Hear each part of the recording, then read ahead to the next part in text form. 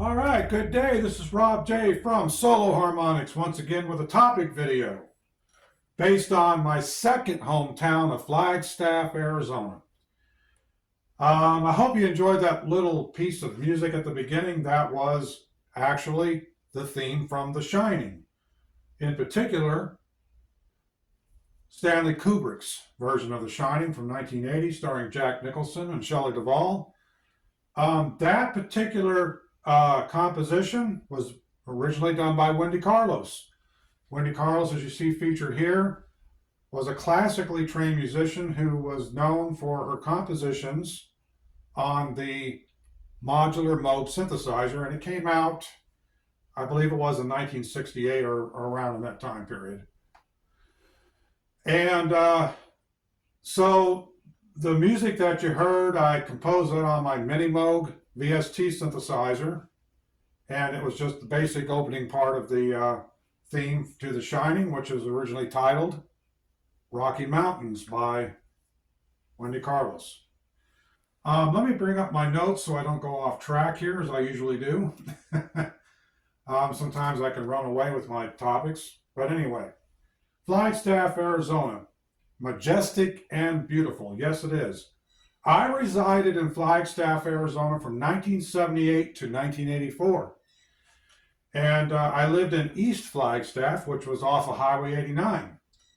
Now, Flagstaff is also part of Route 66.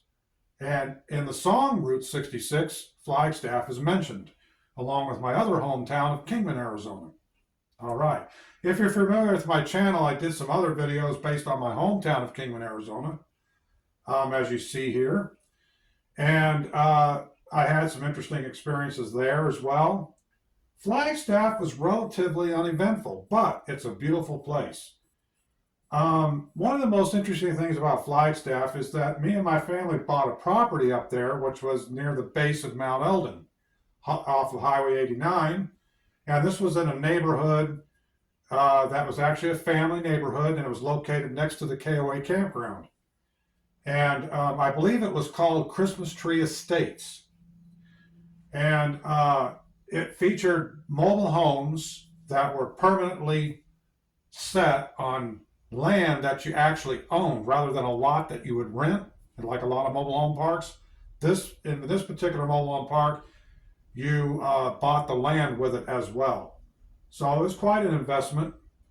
However, we lost out on that investment when we moved from Flagstaff to Las Vegas, of which I mentioned in my Las Vegas high school video featuring Tony Basil from 1980s MTV hit Mickey. Right, so check that video out if you get a chance as well. One of the most interesting things about this property we lived in, or lived on, it had one of the tallest leaning ponderosa pine trees in the entire town. As you see, there's a picture of what it looked like. That is not the actual tree, but it is something. I didn't have any pictures of the tree. I tried to find some photos in my archives, but I didn't have any. But it was actually leaning like this over the home. And this tree, I don't remember how many feet tall it was, but had that tree fallen, it would have taken out our home and 3 other neighbors along with it, and what would have went well across the street. So it was a really sizable, tall ponderosa pine tree. We finally had it removed, and that was a trip because they had to use crane and ropes to do it. And the guy that did the tree, if I remember correctly, my memory serves, he was basically a quintessential lumberjack individual, complete with the shirt, you know, the plaid insulated shirt and everything. And interestingly enough, Northern Arizona University, their mascot just happens to be lumberjacks. So a little interesting story there. It's mountain life. It's a different kind of lifestyle. I had lived in desert communities. I've lived on the eastern seaboard, on the Atlantic Ocean. I've lived in Spirit Lake, Iowa. I was real little back then. I don't barely remember that. But anyway, the high desert where my hometown is, the Nevada desert, the Mojave Desert. I've seen the Pacific Ocean. I've seen the Atlantic Ocean, the Gulf of Mexico. Hey, I've been around a lot in this country. That's why I'm making these videos, because I want to share my experiences. Anyway, another beautiful place in Flagstaff is Hart's Prairie, and here's a picture of it right there for you. It is a majestic, beautiful place. It's getting closer to the base of Mount Humphreys, and this place is so I can't describe what it's like. When I lived there, I attended a camp called Camp Colton, and there's a picture of it there. And I was in 6th grade, and it was a summer camp or pre-summer camp, and I stayed there for a week, and it was like living in the times of the mountain pioneer times. And we were roughing it there. We had no electricity. They had gas lamps, campfires, and gasoline operated, equipment like stoves and whatnot. And we did square dance. We did all kinds of outdoor activities, hiking, boating. There's lakes up there. It's real beautiful. There was a lot of caving as well. I did some caving, actually, not too far. I'm a little bit claustrophobic, and believe me, I had been down in some caves. Also, the Grand Canyon Caverns. That's another interesting place. This is a huge open cavern. You go down in there, there's all this great geological sites like the stalactites and stalagmites. As you see pictured here, it's a crazy scene. I was real little when I went there. But one thing that they did in the caverns, which is really interesting, is that after everybody was situated, they made everybody stand still, and they threw out the lights for about 1 minute. Pitch black. You couldn't see anything in front of you. And when the lights came back on, everybody's going, yay! But they used to do that. I don't know if they still do that or not. But yeah, the Grand Canyon Caverns. Yeah, really interesting. So, as I mentioned earlier, it's the home of Northern Arizona University. And I attended I think it was my second concert I ever went to at NAU Dome, which is where the football field is, Northern Arizona University Dome. And I saw Waylon Jennings and Hank Williams Jr. Yep, and this was like 1980. Also, I can remember there was a lot of marijuana and pot. And yes, everybody got literally stoned. So that was the Hank Williams Jr. and Waylon Jennings concert in 1980. Interesting experience. And my mother was a country singer. She was an amateur. And I mentioned this in a previous video, that she actually had an opportunity to sing with Hank Williams Sr. when she was a teenager. And she also knew Waylon Jennings herself. She met him a couple of times, yes. Next on the list is Mount Humphreys Peak in Mount Eldon. Okay, Mount Humphreys Peak, as you see here, this is actually the summit right here. Let me bring off my notes here real quick and just show you the picture. Well, you'll see it down there, but anyway, I don't want to bring all that off. So Mount Humphreys Peak, I think it's an elevation of about 12,000 feet around in there, give or take. And this is Mount Eldon right here. You can see the outline of that. It's a really interesting sight to see these mountains. It's beautiful. These are actually extinct volcanoes.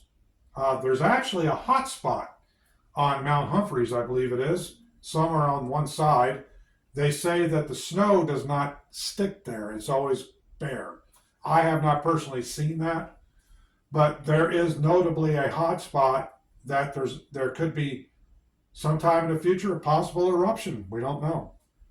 This is part of the Rocky Mountain chain. A lot of people don't realize that, but it's tied into the Rocky Mountain chain that goes through all the way up through Washington and Oregon, and is actually when we were living in Flagstaff the year Mount St. Helens erupted, and everybody in Flagstaff was concerned that something like that could happen there.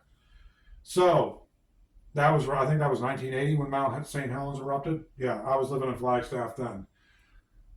Next on the list here is Coconino High School, home of the Panthers. Sorry, I got a little excited there. I attended Coconino High School off and on for the first part of my sophomore year, and I took some classes at the campus when I was in my 9th grade year, my freshman year. Oddly enough, I did my freshman year at my middle school, which was then East Flagstaff Junior High. It is now Mount Eldon Middle School. So I did my freshman year at Mount Eldon Middle or East Flagstaff Junior High, and I was back and forth between Coconino High School and Mount Eldon for some courses I was taking there. Also, I took a slight course at NAU. I believe it was social studies related. And also they have a beautiful pipe organ at the NAU campus, I believe, if my memory serves. And I got to hear that. And I got to hear some orchestra and pipe organ at the university. Beautiful. I mean, that was loud. I mean, the bass and the room just shook when they were playing those lower notes on that pipe organ. I mean, it's insane.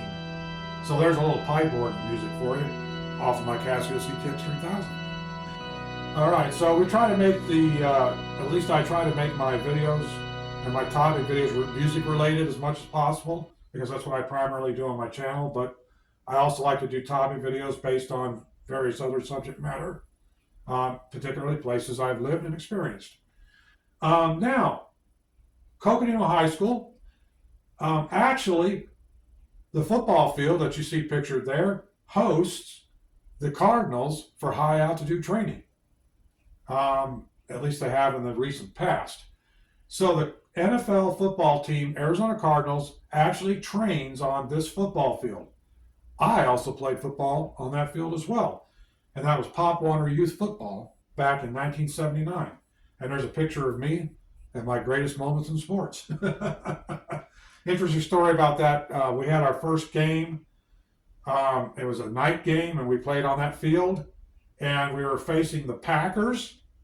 And the Packers were probably twice our size. And we were supposed to be heavyweight. And the Packers, they skunked us. It was 64-0. I'll never forget that game. I mean, it was they rolled us over like steamroller. I mean, it was crazy.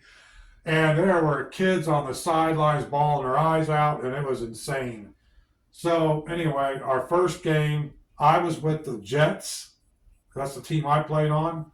I believe I was left tackle, I can't remember exactly the position I played. But anyway, I did a lot of practice, and I played my first youth football game on that football field at Coconino High School. I do not know the name of that stadium or if it even has a name, but anyway, it's well known for its hosting of the Cardinals' high altitude training. Next, we have another interesting thing that happened in Flagstaff while I lived there, and that was the filming of National Lampoon's Vacation, the very first National Lampoon Vacation movie. This is the movie where Chevy Chase and his family, Mr. Griswold, were doing a cross-country trip, and there's a scene in Flagstaff where you see Chevy Chase talking to Christy Brinkley at a bar. That bar just happened to be at the Steakhouse, a restaurant where I used to work. That's right. My dad was actually the chef. My father was the chef at this restaurant, including the Gables restaurant. He actually worked back and forth. There was 3 restaurants. There was Gables, the Old Town Tavern, which was attached to the Gables restaurant building. So it was one kitchen serving 2 restaurants, literally. And also the Steakhouse. There was also a Mexican restaurant called El Cholitos. That's real famous, I believe, in Phoenix, Arizona. There was one in Flagstaff, and it was owned by the same family. It was a very interesting job. It was my first job, actually, besides McDonald's, I think it was. that I was a dishwasher and a prep cook, and I worked part-time after school or in the summer months, weekends. And I really enjoyed the job. It was really, really good experience. We ended up leaving that restaurant, and when our family left that restaurant, the restaurant ended up closing. Yes, it did. The restaurant failed because I literally believe it's because my father, who was the chef at the time, left that restaurant. And this is just before we moved to Las Vegas for that short time. So the steakhouse featured in the movie National Lampoon's Vacation. And my father got to meet Chevy Chase and have a little bit of a conversation with him. He used to talk about that all the time. Next thing on the list is Native American culture. Flagstaff, Arizona is known for Native American culture, particularly Navajo and Hopi and various other tribes that date back to the times of the Anasazi, the Pueblo people. And there's some pictures of some Pueblo structures there. There's a lot of places like that in Arizona that you can see. A lot of sightseeing out there. It's insane. And I had several Navajo and Hopi friends growing up and going to school. And also, I was invited out to the Navajo reservation with one of my friends. We actually took a ride in the back of a pickup truck, went out to the reservation. I got to meet with some of his elder family, and it was really interesting. Most of them didn't speak English that well, and you would think I would have learned a little bit of Navajo living out there. Not one word. I still don't know one word of Navajo. Navajo and Hopi language and most Native American language is a living language. You learn it, by experience. That's really how it is. So yeah, it was a great experience. The Navajo reservation is quite desolate. You'll see a house, then you'll be driving for a while, and you'll see nothing because it's wide open country, flat as can be, and it's up towards the Four Corners area of Arizona. You're going into Utah, New Mexico, and around in there. So interesting experience, Flagstaff, Arizona, yes, and the reservation. Now, some of my interesting memories from that time period are MTV, because MTV came out when I was living in Flagstaff, Arizona. I remember being a friend who actually stayed up until midnight to watch the introduction and opening of MTV in I think it was 1980 or 81. I just don't remember the exact date. I'll probably research that and put that in my final edited part of the video. But anyway, MTV. And I used to watch MTV all the time, probably a little too much. That was the thing back then, man. We didn't have social media. We didn't have cell phones. We had MTV and the movie channel. That's what we had. HBO or something like that. Limited cable television. If most of us didn't have cable, we had VHF, UHF television quite often. So anyway, MTV. It was a great time. Now, another interesting place out there is Sunset Crater. Sunset Crater is actually a national monument, and there's a picture of it right there. It's an extinct volcanic cone. And the reason why Sunset Crater is so important is because this is where they get a lot of their cinders. So when you do landscaping and you get that red cinder rock or black cinder rock, chances are it might have came from that area. So yes, there was a lot of mining out there for that. And there was also an area across from where we lived called Sheps Hill, and they did a lot of mining up there for cinders and ore. So yeah, geologic, man. A lot of geology out there, that's for sure. It's a geologist's dream out there. Trust me, all the rock formations and all them places, the shale, the cinder rock, the everything. It's just a great geological experience out there. So next is one of the interesting things about Sunset Crater is me and my father actually got stuck out in a cinder pit. We were out there getting cinders, which you could get, unlimited amount of cinders. And this is kind of out in the middle of nowhere. So my father loaded up this truck, but he got stuck in a cinder pit. We had to hitchhike back home. Fortunately, a nice, friendly family picked us up. And this is, like I said, going out towards the reservation area. And it's wide open country, timberline around that area. And we actually had to hitchhike back home, and a friend of ours who lived next door took his truck out there, and we were out there well into the evening, and it was dark, and he took a chain and pulled my dad's truck out. Fortunately, we got it out and was able to get home. That was a crazy day, and I still remember it. and that was a long time ago. I think I was 12 years old back then. So anyway, Sunset Crater, and it's actually a national monument. Now there was something that happened in Flagstaff, Arizona in 1980, and that was the train derailment of 1980. And what happened was a train derailed that was carrying not only propane cars, but and chemical cars as well, but they also were carrying, I think the train was carrying several box cars loaded with animal food. Well, the reason for that is because Roston Purina has a factory out there. It may be called something else now, but back then it was Roston Purina, had a production plant out there. And anyway, this train derailed, and they had to evacuate just about the entire downtown area, mainly because of the chemical cars, the propane cars. And if you're familiar with my channel, I did a video based on my hometown of Kingman, Arizona, and it's called the Doxall disaster. Well, that was related to a propane explosion that occurred in 1973. So having this situation happen, they evacuated everybody out of there. And also, after we were allowed to go back in, they had National Guard posted everywhere. It was a crazy sight. I was going to Killip Elementary School, and they had across the street, they had the whole thing cordoned off. You couldn't go that side of town, but the school on that side, we were okay. But this side of town, across the street from the school, was all cordoned off. There were National Guard troops out there. It was a crazy sight. And anyway, we actually got to see one of the rail cars burning, and there was dog food. You could see bags of dog food laying all over the place, or dog food, cat food, whatever it was. And you could see the smoldering. The food was smoldering in the box cars. It was crazy.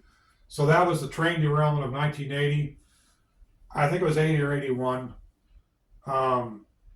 Anyway, that's one of the most significant events that happened there. Next on the list is the octagon-shaped house. Well, there was a house up there that was really interesting, and it was rented out to college students, and me and my dad were doing maintenance work at the time, so he got a job repainting the interior of this home. And it was a really interesting structure. You went inside, and there was bedrooms here and bedroom there. It literally was in an octagon shape. And I think the kitchen and living room were like in the center part of the house. A really interesting house. I was really fascinated with it. And I always wanted a house something like that, but never did, of course. But yeah, the octagon-shaped house was a real interesting sight. The snowstorm of 1980, that was a nasty one. We had 6+ feet of snow, and the snow banks and snow drifts were actually literally close to 8 feet high in some areas. So about 6 feet of snow. Heavily accumulation of snow was like a series of days that it snowed nonstop. It's the most snow I've ever seen. And we had no school for 2 weeks, and I literally just had to basically shovel driveways. We had to keep shoveling our driveways, shoveling clean. My dad had to get on top of the roof of the house, shovel it off, keep it clear. And it was insane. And like I said, I didn't do a whole lot those 2 weeks other than shovel driveways, helping my friends out. And, we played out in it a little bit too, but it was just a lot of work, and it was just crazy. That was the most snow I've ever seen in my life. And Flagstaff can have some rather mild winters, but it can have some really nasty winters. And it's mountain snow. It's dry for the most part until it starts melting. Then it gets slushy and wet, of course. But the climate out there is very arid, very dry. There's a little more humidity in Flagstaff than, say, the desert because of the mountainous terrain and all the forestry up there.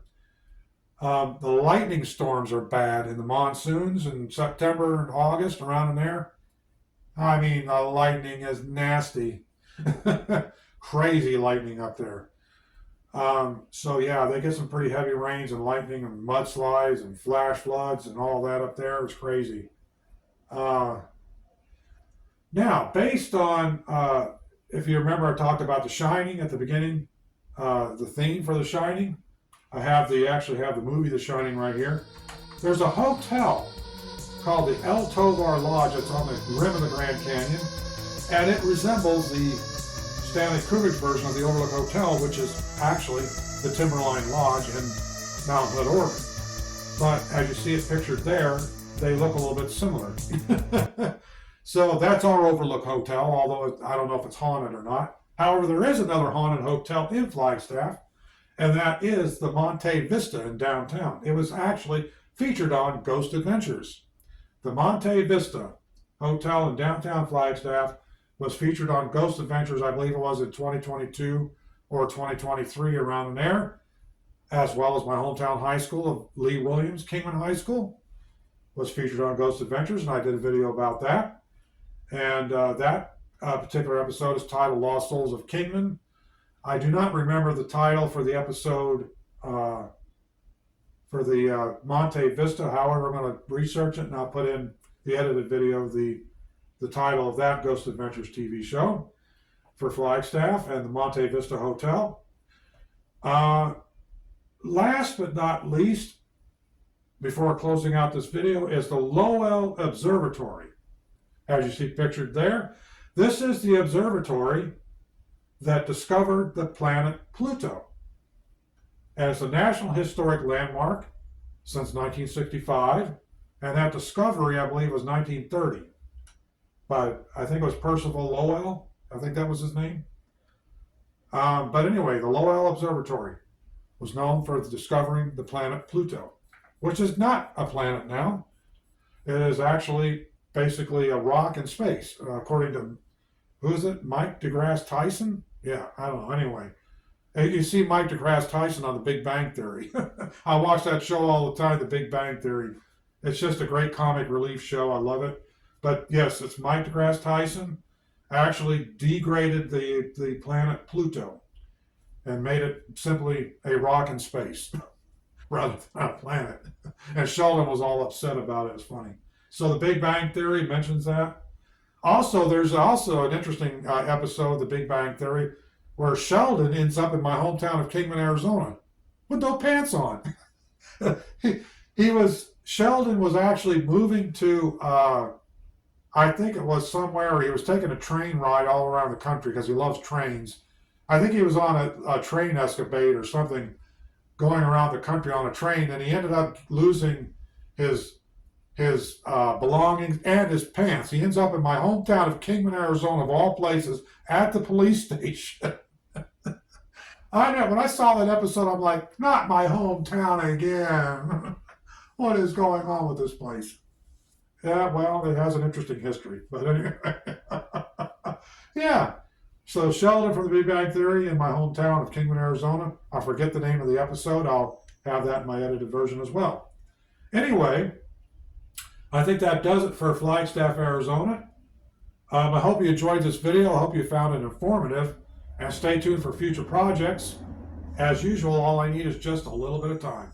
This is Rob J. from Solo Harmonics. Thank you, and good day.